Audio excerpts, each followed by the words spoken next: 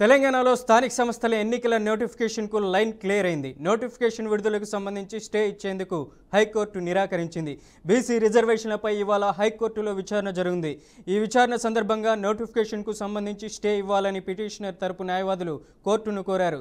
ఇందుకు నిరాకరించిన న్యాయస్థానం నోటిఫికేషన్ యథావిధిగా ఇచ్చుకోవచ్చని స్పష్టం చేసింది. దీంతో షెడ్యూల్ ప్రకారం రేపు యథావిధిగా ఎంపీటీసీ, జెడ్పీటీసీ ఎన్నికల కోసం నోటిఫికేషన్ విడుదలై నామినేషన్ల ప్రక్రియ షురూ కానుంది. తాజా పరిణామాల నేపథ్యంలో రాష్ట్ర ఎన్నికల సంఘం లీగల్ టీంతో చర్చిస్తుంది. మరి కాసేపట్లో జిల్లా కలెక్టర్లతో వీడియో కాన్ఫరెన్స్ నిర్వహించబోతుంది. మరోవైపు బీసీ రిజర్వేషన్లపై తదుపరి విచారణ హైకోర్టులో రేపటికి వాయిదా పడింది.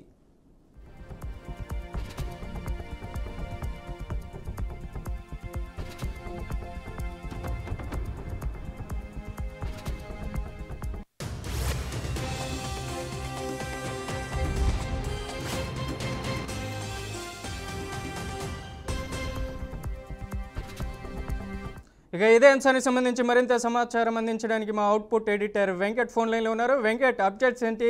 రేపు బీసీ రిజర్వేషన్లకు సంబంధించి ఇప్పటికే హైకోర్టులో పెండింగ్లో ఉన్న నేపథ్యంలో రేపు స్థానిక సంస్థలకు సంబంధించి ఎన్నికల నోటిఫికేషన్ రానుంది. ఏంటి దీనికి సంబంధించి అప్డేట్ ఏంటి? నిజంగానే విన్నట్టుగా తెలంగాణలో చాలా కీలకమైన అంశం బీసీ రిజర్వేషన్ సంబంధించి ఖచ్చితంగా 42% బీసీలకు రిజర్వేషన్ కల్పించాలి అంటూ ప్రభుత్వం ఏదైతే బలమైన నిర్ణయం తీసుకుందో దానికి సంబంధించినటువంటి చట్టం చేయడం కానీ దానికి సంబంధించినటువంటి ప్రాసెస్ మొత్తం కూడా చేసిన నేపథ్యంలో అది కాస్త న్యాయస్థలం ముందుకు వెళ్ళడం వల్ల హైకోర్టులో దానికి సంబంధించినటువంటి మనకు తెలిసిందే సుప్రీంకోర్టుకు వెళ్ళినప్పుడు కూడా ఎవరైతే సుప్రీంకోర్టును అప్రోచ్ అయ్యారో వారి తీరుతో పట్టారు. అంటే హైకోర్టు స్టే విధిస్తే లేదంటే హైకోర్టు వద్దంటే మీరు ఇక్కడికి వచ్చేస్తారా, ప్రాసెస్ అంతా ఫాలో అవ్వరా అన్నట్లుగా అంటూ అన్న నేపథ్యంలో హైకోర్టు రోజు కూడా విచారణ కొనసాగింది. రేపు విచారణకి వాయిదా వేయడం, అంటే కేసు విచారణ వాయిదా కూడా వేయడం జరిగింది. సో ఒక పక్క హైకోర్టులో తీర్పు ఏ విధంగా ఎటువంటి తీర్పు వస్తుంది, ఏంటి స్టే వస్తుందా లేదంటేనేమో కొనసాగించమని వస్తుందా అనేది ఒక డైలమాలో ఉన్న నేపథ్యంలో ఆ ప్రాసెస్ ప్రకారం ఏదైతే తెలంగాణ ప్రభుత్వం తీసుకున్న నిర్ణయం ఏదైతే ఉందో స్థానిక సంస్థలో నిర్వహించాలని నిర్ణయం తీసుకున్నా దానికి తగ్గట్టుగానే ఈసీ దానికి సంబంధించిన ప్రకటన కూడా ఇటీవల చేయడం కూడా జరిగింది. సో దానికి తగ్గట్టుగానే ఏదైతే వాళ్ళు ప్రణాళికాబద్ధంగా ఏదైతే వాళ్ళు అనుకున్నారో దానికి తగ్గట్టుగానే రేపు తెలంగాణ స్థానిక సంస్థల ఎన్నికల నోటిఫికేషన్ విడుదల చేయబోతున్న పరిస్థితి కనిపిస్తుంది. అంటే ఈ నోటిఫికేషన్ విడుదలకి ఇచ్చేందుకు హైకోర్టు ఇప్పటికే నిరాకరణ విషయం తెలిసిందే. కానీ దానికి సంబంధించినటువంటి వాదోపవాదాలు కోర్టులో బీసీ ఏదైతే ఎన్నికలతో ముడిపడి ఉన్నది ఏదైతే ఉందో బీసీ రిజర్వేషన్ సంబంధించి అది ఒక పక్క కొనసాగుతుంది. వాదోపవాదాలు వినిపించారు రెండు పక్కన, దానికి సంబంధించిన తీర్పు రావాల్సి ఉంది. సో ఈ నేపథ్యంలో ఏదైతే ప్రాసెస్ ప్రకారం జరగాల్సి ఉందో దానికి సంబంధించిన నోటిఫికేషన్ విడుదల చేసేందుకు రేపు అంతా మొత్తం సన్నద్ధమైనట్టు మనం చూడాల్సిన అవసరం ఉంది. రేపు ఉదయం 10:30 గంటలకి ఈసీ ఎన్నికల నోటిఫికేషన్ విడుదల చేయబోతుంది. రాష్ట్ర వ్యాప్తంగా ఆల్మోస్ట్ 5,749 ఎంపీటీసీలు, అదేవిధంగా 545 జెడ్పీటీసీలకి ఎన్నికలు నిర్వహించున్నారు. అదేవిధంగా 12,733 గ్రామ పంచాయతీలు, 1,12,000 అంటే ఈ గ్రామ పంచాయతీలు సంఖ్య 12,733 ఉండగా వార్డులకు సంబంధించి వార్డుల రూపంలో చూసినట్లయితే అది 1,12,688 వార్డులకి ఎన్నికలు జరగబోతున్నట్టు మనకి స్పష్టంగా అర్థమవుతుంది. ఎంపీటీసీ, జెడ్పీటీసీ ఎన్నికలు నిర్వహించబోతుంది ఈసీ.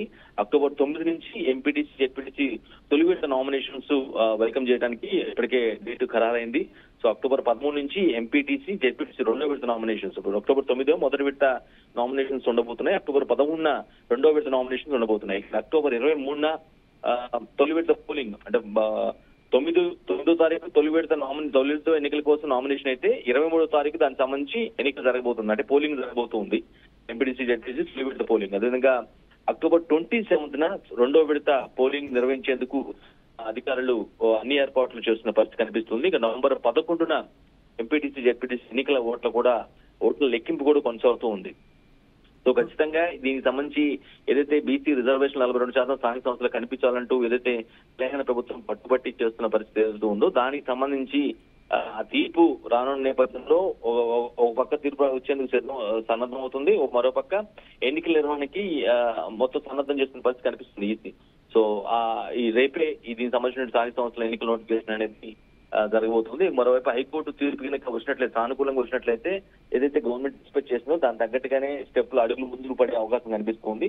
ఒకవేళ ఇంకేదన్నా ప్రతికూల తీర్పు కనుక వచ్చినట్లయితే దానికి ఏం చేయబోతుంది ఏంటి అనేది మాత్రం ఆసక్తిని రేపుతూ ఉంది. ఏదైనా ఓవరాల్ గా కొంత స్థానిక సంస్థ ఎన్నికలకు సంబంధించి, ఎందుకంటే చాలా కాలంగా పెండింగ్ పడుతూ ఉంది. మళ్ళీ ప్రభుత్వం పైన రకరకాల ఆరోపణలు కూడా విమర్శలు కూడా వస్తూ ఉన్నాయి. ఎందుకంటే భయపడే పెట్టట్లేదు, ఓడిపోతామని భయంతో పెట్టలేదని విపక్షాలు చాలా బలంగా ఆరోపిస్తున్న పరిస్థితి కనిపిస్తుంది. కానీ ప్రభుత్వ వర్షం మాత్రం పూర్తిగా భిన్నంగా ఉంది. కేవలం తాము ఏదైతే కట్టుబడి ఉన్నామో బీసీలకు 40% రిజర్వేషన్లు స్థానిక సంస్థలు కల్పించాలని చాలా బలంగా ఏదైతే ఆశిస్తూ ఉన్నామో దాన్ని ఇంప్లిమెంట్ చేయడం కోసం ఇన్నాళ్ళు మేము న్యాయ పోరాటం చేస్తామని, లేదంటేనేమో తగ్గట్టుగా చట్టసభల వేదికగా చట్టం చేశామని ఇట్లా రకరకాలుగా చెప్పుకున్న పరిస్థితి కనిపిస్తుంది. సో ఇవన్నీ దాటుకుంటూ వెళ్తున్న నేపథ్యంలో చివరి దశకు వచ్చింది. సో అందుకే షెడ్యూల్ ప్రకారం నోటిఫికేషన్ అయితే రిలీజ్ చేసుకున్నారు. రేపు వచ్చే తీర్పును బట్టి అందులో ఆ బీసీలకు, ఆ ఎన్నికల్లో బీసీలకు 40% రిజర్వేషన్లు కల్పించాలి అని అంటూ ఏదైతే ప్రభుత్వం కోరుతుందో ఆ తీర్పుకు అనుగుణంగా ఏదైతే వాదోపాదాలు వినిపించారో విపక్షాల రెండు కూడా ఐ మీన్ ఎవరైతే పిటిషనర్ వినిపించారో అదేవిధంగా ప్రభుత్వం తరఫున వాదనలో అభిషేక్ సింగ్ ఎవరైతే సీనియర్ న్యాయవాది ఉన్నారో ఆయన వినిపించారు. సో దీనికి సంబంధించి విచారణ వినబోతుంది ప్రభుత్వం. మరోసారి విని, అంటే వాయిదా పెట్టింది, మరోసారి విని ఒక నిర్ణయం డెసిషన్ తీర్పు వచ్చే అవకాశం కనిపిస్తుంది. సో తీర్పుకు అనుగుణంగా ఎన్నికల స్థానిక సంస్థ ఎన్నికలు అయితే జరిగే అవకాశం స్పష్టంగా కనిపిస్తుంది. Right Venkatesh, thank you for the updates.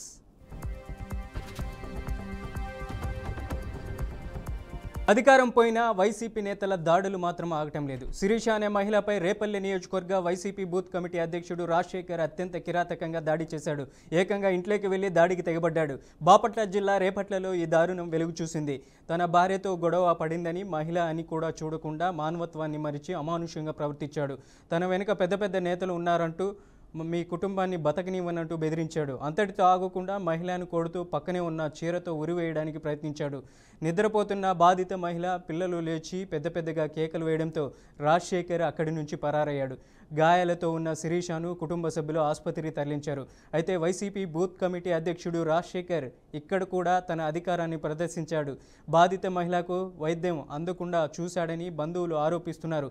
Repalle నియోజకవర్గ సమన్వయకర్త ఈవూరు గణేష్ అండతోనే రాజశేఖర్ రెచ్చిపోతున్నాడని చెబుతున్నారు. అంతేకాదు అతని వలన తమకు ప్రాణహాని ఉందని బాధితురాలు వాపోయింది.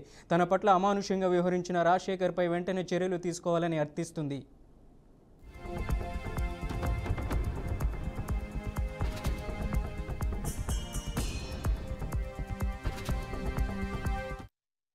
తగాదయిందండి. మధ్యాహ్నం టయాన ఈ అబ్బాయి వచ్చి రాజశేఖర్ వచ్చి ఈ శిరీషాని బూతులు తిట్టాడండి. తిట్టి వెళ్ళిపోయాడు. వాళ్ళు ఆడవాళ్ళు తిట్టారు, అయిపోయిందండి. తెల్లారి గట్ల 5 గంటల సమయాన 7వ తారీఖున శిరీష 5 గంటలకు పనుకొని ఉంటే వాళ్ళ భర్త ఏమో బయటికి వెళ్ళాడండి, బాత్రూమ్కి వెళ్ళాడండి. 2 పిల్లల్ని వేసుకొని పనుకొని ఉంటే శిరీషాని చెంపలకేసి కొట్టి లేకపోతే కాకుండా పక్క ఇమిడి చేరుంటే ఊరేసాడండి. గొంతు అంతా ఓసుకుపోయింది. 2 చిన్నపిల్లలు మమ్మీ మమ్మీ మమ్మీ అని ఏడుతుండే లేక ఏలాడుతుండే లేక పిల్లలు తిని మా అమ్మ ఏం చేసింది, గబగబా పిల్లలు ఏడుతున్నారు ఏందోనని వచ్చిందండి. మా అమ్మని నెట్టేసేసి ఈ అబ్బాయి అప్పటికి ఈ అమ్మాయి కళ్ళు బయటకు వచ్చేసేసి నాలుగు బయటకు వచ్చేసేసింది. మా అమ్మని నెట్టేసేసి పరుగులు తీసుకుంటూ వెళ్ళిపోయింది. మా అమ్మ కేకలకి ఇలా పక్క ఏమిటోళ్ళు వాళ్ళ భర్త వాళ్ళు వచ్చి ఉప్పదీసారండి.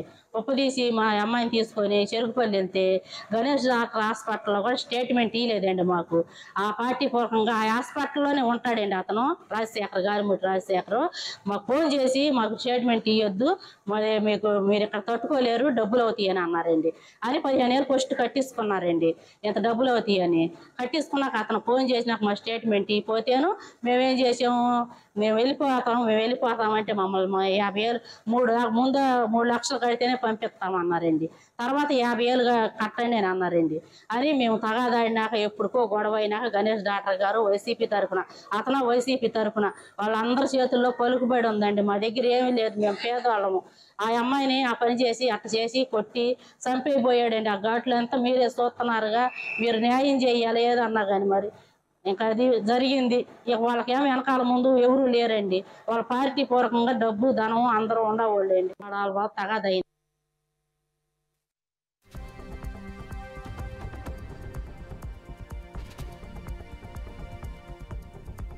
ఇక దీనిపై మరింత సమాచారం అందించడానికి మా Amaravati bureau chief Nagakishore phone లైన్లో అందిస్తారు. నాగకిషోర్, ఏంటి అప్డేట్స్ ఏంటి? రేపల్లె సమన్వయకర్త ఈవూరి గణేష్ అండదండలు ఉన్నాయని రాజశేఖర్ బాధితులు ఆరోపిస్తున్నారు.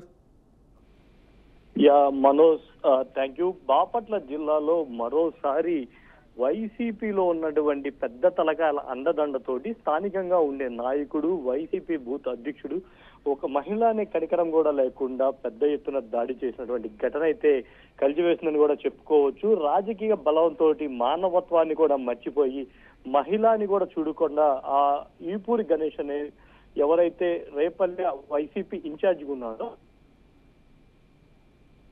పనిచేసినటువంటి బూత్ కమిటీ అధ్యక్షుడు అభిషేక్ ఆ మహిళ పైన దాడి చేసిన ఘటన ఆలస్యంగా వెలుగులోకి వచ్చింది. ఆయన దాడి చేయడానికి ఘటన ఇక్కడ చూసినట్లయితే తన భార్యతోటి గొడవ పడిందని ఒకే ఒక్క కారణంతో మహిళనే కనికరం కూడా లేకుండా ఇష్టానుసారం చిందులేస్తూ ఆమెని అసభ్యకరంగా తిడుతూ కొట్టినటువంటి ఘటన అక్కడ చూసినటువంటి ప్రజలందరినీ కూడా కలిసివేసిందని కూడా చెప్పుకోవచ్చు.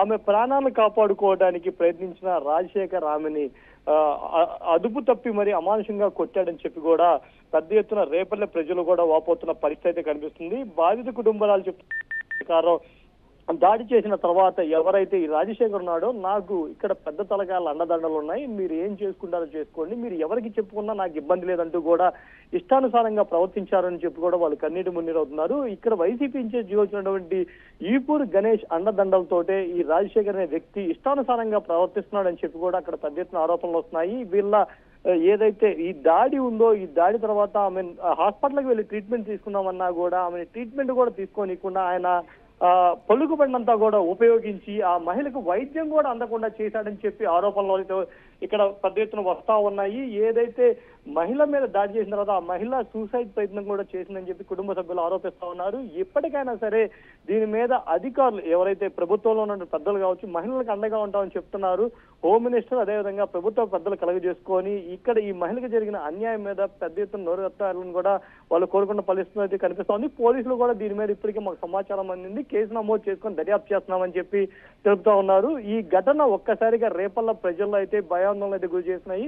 మహిళలకి రక్షణ లేకుండా వైసీపీ ఎవరైతే నాయకులు ఉన్నారో వాళ్ళు అధికారం కోల్పోయాక కూడా మహిళల మీద దాడులు చేస్తున్నారని చెప్పి కూడా ఆరోపణలు అయితే వినిపిస్తున్నాయి. Manoj. Right Nagakishore, thank you.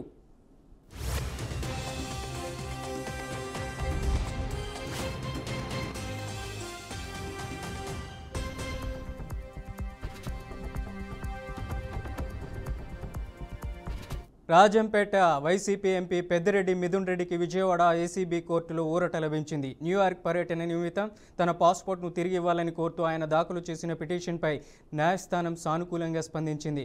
కొన్ని షరతులకు లోబడి ఆయన పాస్పోర్ట్ను తిరిగి జారీ చేయాలని ఆదేశిస్తూ కీలక తీర్పు వెలువరించింది.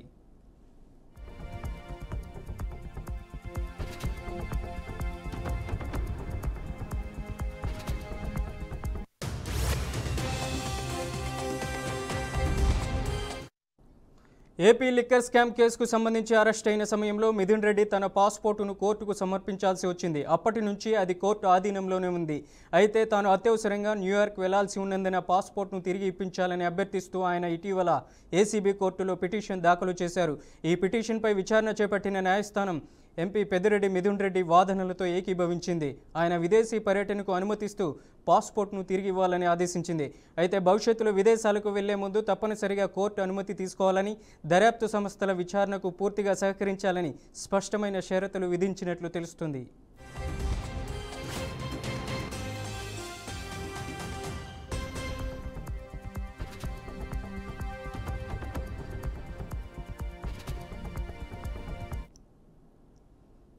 అమరావతిలో గ్రీన్ హైడ్రోజన్ వ్యాలీ సలహా కమిటీ ఏర్పాటైంది. 21 మందితో కమిటీని నియమిస్తూ ప్రభుత్వం ఉత్తర్వులు జారీ చేసింది. కమిటీ చైర్మన్గా నీతి ఆయోగ్ సభ్యులు వికే సరస్వతిను నియమించారు. కో చైర్మన్గా ప్రభుత్వ ప్రధాన కార్యదర్శి విజయానంద్ నియమితులయ్యారు. కమిటీ సభ్య కార్యదర్శిగా ఎస్ఆర్ఎం గ్రూప్ డైరెక్టర్ నారాయణరావు వ్యవహరించనున్నారు. అమరావతిలో జరిగిన హైడ్రోజన్ సమ్మిట్ తీర్మానాల మేరకు కమిటీని ఏర్పాటు చేసినట్లు ప్రభుత్వం తెలిపింది.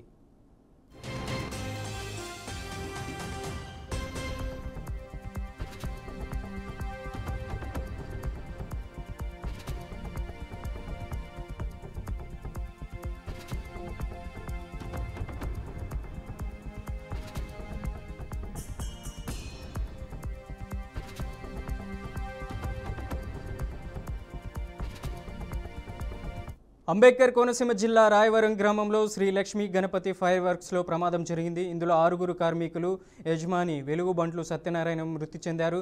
ఇక సంఘటన స్థలాన్ని నాయకులు ఎమ్మెల్యే వేగుల జోగేశ్వరరావు, నలిమిల్లి రామకృష్ణారెడ్డి, ఐజీ అశోక్ కుమార్ చేరుకొని పరిశీలిస్తున్నారు. ఇక దీనిపై మరింత సమాచారం మా ప్రతినిధి అశోక్ అందిస్తారు. అంబేద్కర్ కోనసీమ జిల్లా మండపేట నియోజకవర్గం రాయవరం గ్రామంలో లక్ష్మీ గణపతి ఫైర్ వర్క్స్లో ఈరోజు విషాదకరమైన చోటు చేసుకుంది. ఇక్కడ బాణాసంచా తయారీ కేంద్రంలో పూర్తిగా 30 మంది సిబ్బందితో పనిచేయడం జరుగుతుంది. ఇదే కోణంలో చూసుకున్నట్లయితే ఉదయం జరిగిన ప్రమాద సంఘటనలు అయితే మాత్రం స్పాట్లో అయితే 6 చనిపోవడం జరిగింది. ఏదైతే ఉందో తయారు చేసే కేంద్రంలో ఉన్న పై ఏదైతే వాటర్స్ ఉందో ఆ టైంకి అవి కూడా ఫైర్ అవి లేకపోవడం కూడా ప్రమాదానికి కారణమని కూడా చెప్పవచ్చు. అయితే సంఘటనా స్థలంలో చూసుకున్నట్లయితే పొట్టగుడ్డు కోసం పనిచేసే పేద ప్రజలు కూడా ఈ బాణాసంచా తయారీ లక్ష్మీ గణపతి ఫైర్ వర్క్స్లో పనిచేస్తున్నారు. అయితే సుమారుగా 30 మంది వరకు కూడా పనిచేయడం జరుగుతుంది. ఇందులో 6 అయితే మాత్రం స్పాట్లో చనిపోవడం జరిగింది. అయితే చనిపోయిన వారిలో కూడా లక్ష్మీ గణపతి ఫైర్ వర్క్స్ అధినేత సత్యబాబు గారు కూడా ఉన్నట్టుగా కూడా ఉన్న గ్రామంలో ఉన్న వాళ్ళు కొంతమంది అయితే ఆనవాళ్ళు పెట్టి కూడా వాళ్ళు అభిప్రాయపడుతున్నారు. ఏదేమైనప్పటికీ ఇప్పటికే అధికారులు అయితే మాత్రం ఎంఆర్ఓ గారికి, తహసీల్దార్ గారి కారణమంటే వారు ఇప్పటికే కూడా చెప్పడం జరిగింది. అయితే ఏదేమైనా ఐడెంటిఫై చేసి దాన్ని పూర్తి స్థానంలో దర్యాప్తు చేయడం జరుగుతుందని చెప్పేసి చెప్పడం జరిగింది. అయితే ఇటువంటి ప్రమాద సంఘటనలు జరగడానికి గల కారణాలు ఏంటి అనేది కూడా ఇప్పటికీ కూడా గతంలో బిక్కబోలు మండలంలో కొమరపాలెంలో కూడా సంఘటన చూసుకుంటే కూడా చాలా ప్రమాదకరమైన విషయం జరిగింది. పెట్రోల్ బంకు పక్కన ఉన్న కూడా ఆ గ్రామంలో పెట్రోల్ బంకు పక్కన ఉన్న షెడ్లో దాసిన బాణాసంచా వస్తువులపై ఫైర్ అవడంతో కూడా ఆ రోజు చాలా ప్రమాదం అయితే మాత్రం స్థానంలో అయితే మాత్రం అది తప్పిందని చెప్పవచ్చు. అదేవిధంగా అధికారులు, పోలీసు వారు కూడా తూతూ మంత్రంగానే గ్రామాల్లో చర్యలు చేపడుతున్నారు తప్ప ఎటువంటి జాగ్రత్తలు తీసుకుంటాం లేదని చెప్పేసి గ్రామ ప్రజలు కూడా ఆవేదన అయితే వ్యక్తం చేస్తున్నారు. ఇప్పుడు జరగబోయే మరొక 15 రోజుల్లో జరగబోయే దీపావళి కార్యక్రమాల్లో కూడా గ్రామాల్లో ఏర్పాటు చేసే దీపావళి వ్యాపారస్తులు కూడా ఆ గ్రామాల్లో చేసే దీపావళికి సంబంధించిన వ్యాపారస్తులు వారు కూడా పూర్తిగా కూడా ఒకే దిక్కున పూర్తిగా కూడా ఒక ఖాళీ స్థలంలో బాణాసంచా కార్యక్రమాలు ఏర్పాటు చేయాలి తప్ప ప్రజలు జనసంచారం ఉన్న ప్రదేశాల్లో మాత్రం ఏర్పాటు చేస్తే ఇదే విధంగా కూడా ప్రమాదాలు జరగబోతాయని చెప్పేసి ప్రజలందరూ కూడా భయాందోళనకు అయితే గురవుతున్నారు. ఇప్పటికే సంఘటనా స్థలానికి ప్రముఖులు అలాగే అధికారులు, నాయకులు కూడా చేరుకోవడం జరిగింది. ఇప్పటికే అనపర్తి నియోజకవర్గ టీడీపీ యువ నాయకులు నల్లమిల్లి మనోజ్ రెడ్డి, అలాగే కొమురపాలెం నల్లమిల్లి పడాల రామారెడ్డి గారు కూడా చేరుకోవడం జరిగింది. అయితే ఏదేమన్నప్పటికీ కూడా ఈ స్థానిక సమాచారం ప్రకారం చూసుకోవట్లయితే ఎటువంటి పూర్తిగా సమాచారం తీసుకున్నా సరే ఇక్కడైతే మాత్రం తగు జాగ్రత్త లేకపోవడం వల్ల ప్రదేశాల్లో కూడా ప్రమాదం సంభవించింది కూడా చెప్పవచ్చు. పూర్తిగా కూడా పేద ప్రజలు వారు చేసే పనుల పట్ల కూడా వారు చేసే కుటుంబ పోషణ గురించి పేద ప్రజలు వారు పట్టకూడదు. ఏదైతే ఈ దీపావళి సామాన్లు తయారు చేసే కార్యక్రమం బాణాసంచా తయారీ కేంద్రంలో ఉందో రావడం జరుగుతుంది. అయితే ఈ ప్రమాదం చోటు చేసుకోవడంతో గ్రామంలో విషాద స్థాయిలు చోటు చేసుకున్నట్టు కూడా చెప్పవచ్చు. అయితే ఇప్పటికీ కూడా అధికారులు అయితే మాత్రం ఏదైతే లైసెన్సులు కలిగి ఉన్నాయో ఎవరికి పడితే వారు ఇవ్వకుండా తగు జాగ్రత్తలు తీసుకుని ప్రత్యేకంగా దీపావళి కార్యక్రమాన్ని ప్రజలందరూ కూడా అందంగా జరుపుకునే విధంగా చేయాలని చెప్పేసి కూడా గ్రామస్తులు కోరుతున్నారు. కెమెరామ్యాన్ విజయ్తో అశోక్, BRK న్యూస్, తూర్పుగోదావరి జిల్లా.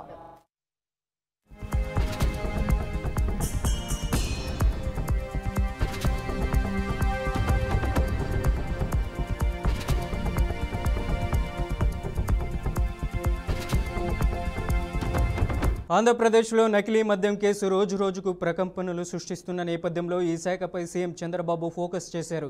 ఇందులో భాగంగా ఎక్సైజ్ శాఖ అధికారులతో సీఎం చంద్రబాబు సమీక్షా సమావేశం నిర్వహించారు. ఈ సమీక్షలో నకిలీ మద్యం తాజా పరిణామాలపై అధికారులతో రివ్యూ నిర్వహించారు. ఈ సందర్భంగా ఏపీలో పెనుదుమారం రేపిన మొలకల చెరువు నకిలీ మద్యం ఘటనపై సీఎం సీరియస్ అయ్యారు.